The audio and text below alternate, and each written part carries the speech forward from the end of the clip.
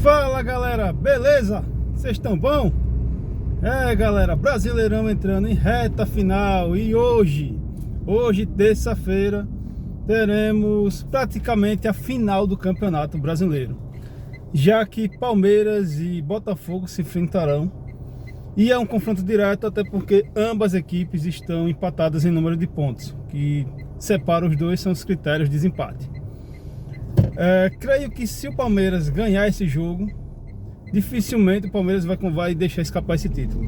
Já o Botafogo, caso o Botafogo ganhe, que eu acho muito difícil, até porque os principais jogadores do Botafogo não irão jogar hoje, mas pode acontecer. Ainda é um grande ponto de interrogação, porque o Botafogo mostrou ser de novo um time inconsistente, o que ocorreu ano passado. Ano passado o Botafogo conseguiu botar uma baita de uma vantagem para o segundo colocado e acabou perdendo o Campeonato Brasileiro e ainda acabou ficando na zona de classificação da pré-Libertadores. Nem para o grupo, nem classificação direta o Botafogo conseguiu. Esse ano pelo menos o Botafogo se manteve ali, líder por um bom tempo. Só que na última rodada deixa o Palmeiras passar no critério de desempate e agora tem esse confronto direto bem nas vésperas da final da Libertadores. Ou seja, a tendência do Botafogo não ganhar esse jogo é alta. E o motivo é bem óbvio, porque o treinador provavelmente vai poupar os jogadores, os principais jogadores que poderiam jogar, que estão aptos a jogar. Eu creio que o treinador vai poupar, até porque corre risco de lesão, corre risco de cansaço físico. E o time precisa estar inteiro para poder pegar o Atlético Mineiro nesse final de semana pela final da Libertadores. Vai ser um jogo duro, vai ser aquele jogo um pouco pegado, mas também pode, dependendo da situação, de como o Botafogo entra em campo, pode ser até um jogo tranquilo para o time do Palmeiras. Mas mudando um pouco de assunto, falando um pouco sobre o ambiente conturbado que está a política do Corinthians. Ontem eu gravei um vídeo falando sobre o resultado do Corinthians e Vasco, só que eu acabei não postando porque tiveram algumas atualizações, eu preferi não postar. Mas vamos falar um pouco também sobre o jogo Corinthians e Vasco. Corinthians conseguiu uma vitória espetacular contra o Vasco, ganhou de 3-1 o jogo na Neoquímica Arena. Os gols do Corinthians foram marcados por Gustavo Henrique e dois golaços, duas pinturas do Rodrigo Garro. Primeiro gol de cabeça, o segundo e terceiro gol, 2 chutes de fora da área do Rodrigo Garro.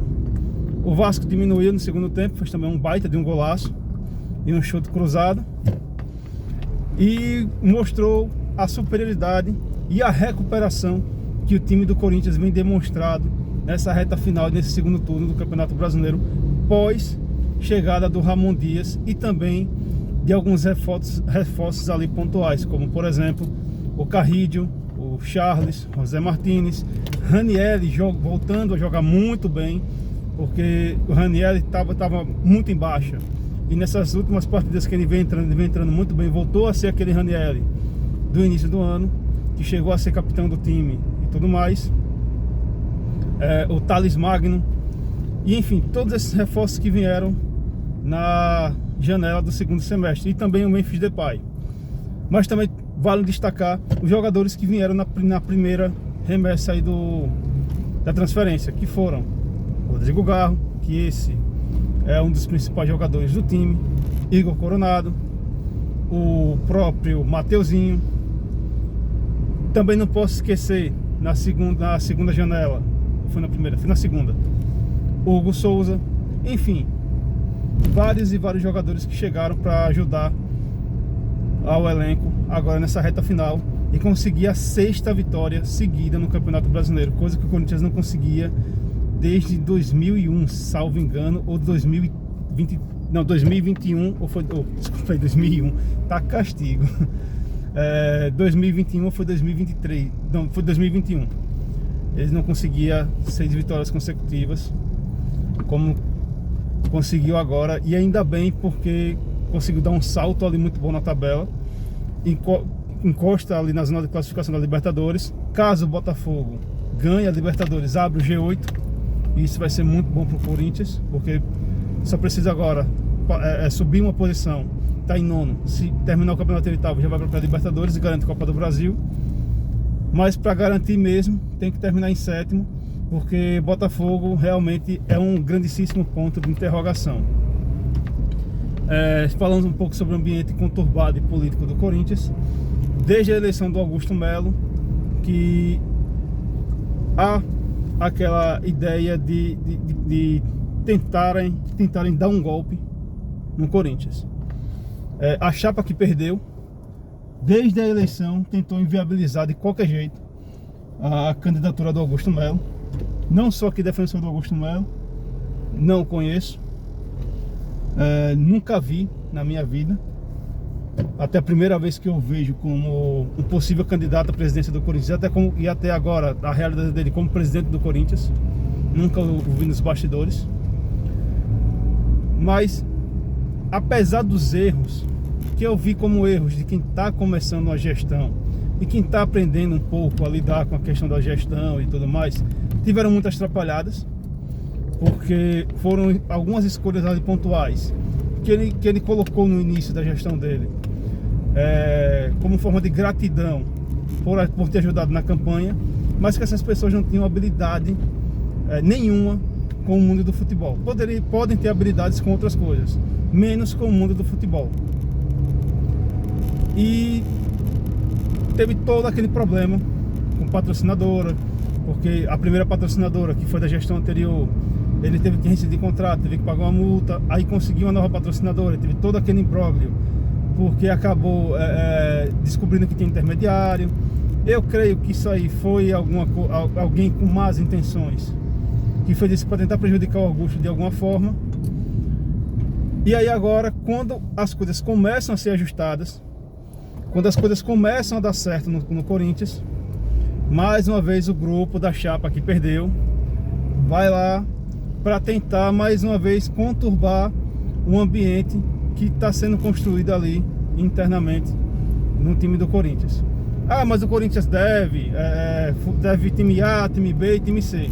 Deve, beleza. O Augusto nunca chegou a dizer que não ia pagar. A única coisa que ele fala as contas do Corinthians estão sendo ajustadas, e assim que as coisas forem se ajustando, as contas serão pagas. Sabe qual é o principal medo dessa chapa, da chapa que perdeu, dessa questão agora financeira do Corinthians? O medo deles é o seguinte: porque o Corinthians vai fazer um baita de um plano de reestruturação financeira e também reestruturação da infraestrutura do clube, e que vai prejudicar principalmente algumas pessoinhas ligadas aos antigos gestores do Corinthians. Esse é o grande problema. Aí tem também a história do CEO que o Augusto Melo contratou, Fred Luiz, que está fazendo um baita de um trabalho, apesar de algumas pessoas questionarem o trabalho do Fred, mas está fazendo um bom trabalho. E que a diretoria antiga, e são conselheiros, esse que é o detalhe, eles são conselheiros vitalícios, conselheiros de sei lá das quantas, exigiu, na verdade, que o Augusto tirasse o Fred Luiz do time, e o Augusto bancou o Fred, inclusive até com chantagem: se você tirar o Fred, a gente não bota pra frente pedido de impeachment.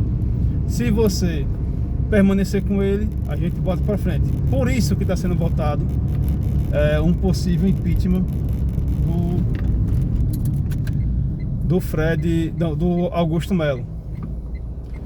Então é aquela velha história. Isso, ao meu ver, dá pra perceber que, infelizmente, é um golpe que estão tentando dar no Corinthians, já que as coisas estão dando certo. O presidente tem apoio da torcida, tem apoio dos jogadores, tem apoio da comissão técnica, de funcionários. Sabe por quê? Primeiro motivo: esse foi o único presidente na história do Corinthians, na história mais recente do Corinthians, que não está devendo um mês de salário para jogador, que não está devendo um mês de imagem, inclusive pagando de forma antecipada.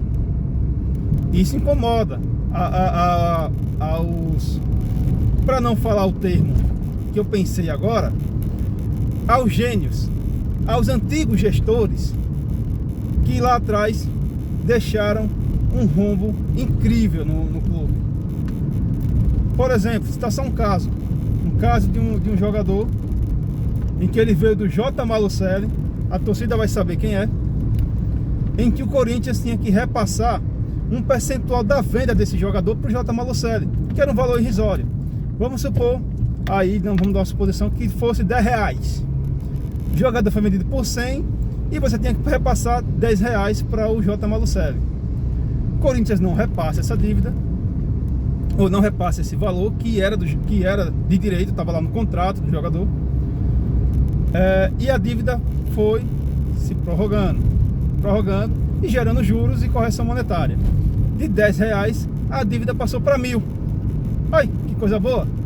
Você vendeu o jogador por 100 e vai ter que pagar 1.000 ao time de origem. Aí eu não entendo essa matemática. E o incompetente é o Augusto Melo. Um dos outros presidentes fez um contrato com uma empresa que não existia para contratar um determinado jogador que a torcida vai saber quem é ídolo da torcida, e o jogador não tem culpa nenhuma.